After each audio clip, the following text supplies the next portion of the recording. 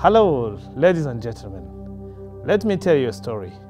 My story today is about going to school after years of professional career.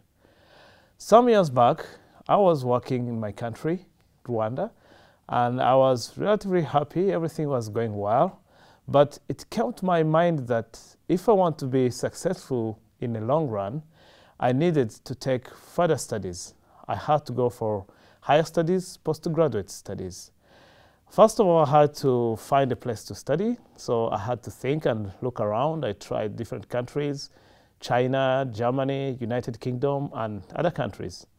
Eventually, I got admission to a university in Scotland. With this admission, I was very happy, but as always, there were challenges, lots of challenges. The first one, I was wondering how I could leave my country, how I could live my family life. I was quite happy. I was having a family, having a job, and my pay was relatively okay. I was working as an engineer and a teacher at the same time.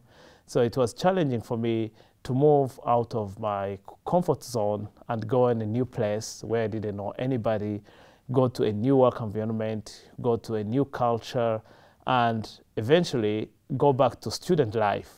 I had been enjoying all good times as a professional, having to work from 7 to 5 by that time. But as a student, I knew I had to work more hours. I knew I had to live in a relatively small place and working more hours as a student, of course. Then I had to devise some approach. How do I face these challenges? The first point was to have a mindset for success. I had to think positively, think that even though I have to leave my country, but where I go, it's another place where I can find other people. And if I have the right attitude, then I can live with them nicely, and I can also adjust to the new culture. So I had to convince myself that if I get to that place, I need to know what are new routines, how do I make a shift from a life as a professional to a student life. So I established new relationships. I had to find new friends, classmates, and social life friends who would show me around and help my life to go well. I had also to devise new study strategies because it was quite hard for me to go back to study mathematics and physics and all these theories that go with engineering. It had been many years. I was working, yes, but I was not using all these fundamentals that were needed. So I had to learn how to learn faster, how to get focused, and I was always trying to be on target, getting my goals in the right time. Eventually, doing this on a daily basis, I developed new routines. What do I do when I wake up in the morning?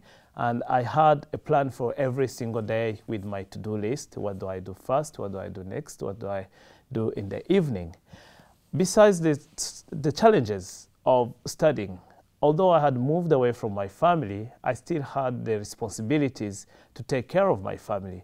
So I had to get a part-time job where I was working to increase my revenues and support my family. In the end, I had very pleasing results because I managed to do my master's degree. Eventually, I finished my master's degree in 12 months without failing any exams. And meanwhile, I also applied for a PhD fellowship. I got it in a university in Wales. And with the money that I had been saving, I managed to get my family to come and join me so that we can live together. Because usually a PhD takes many years, and it's not nice to live on your own as a PhD student.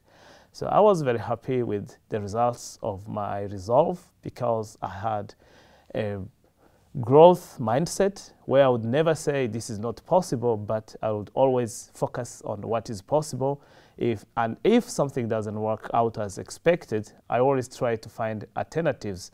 I try to find alternatives all the time in my life, stay focused, and think positively. So it's very important for me. It was very important to have a mindset for success, stay focused on my goals, and develop strategies for reaching my goals on a daily basis. Thank you for listening, and goodbye.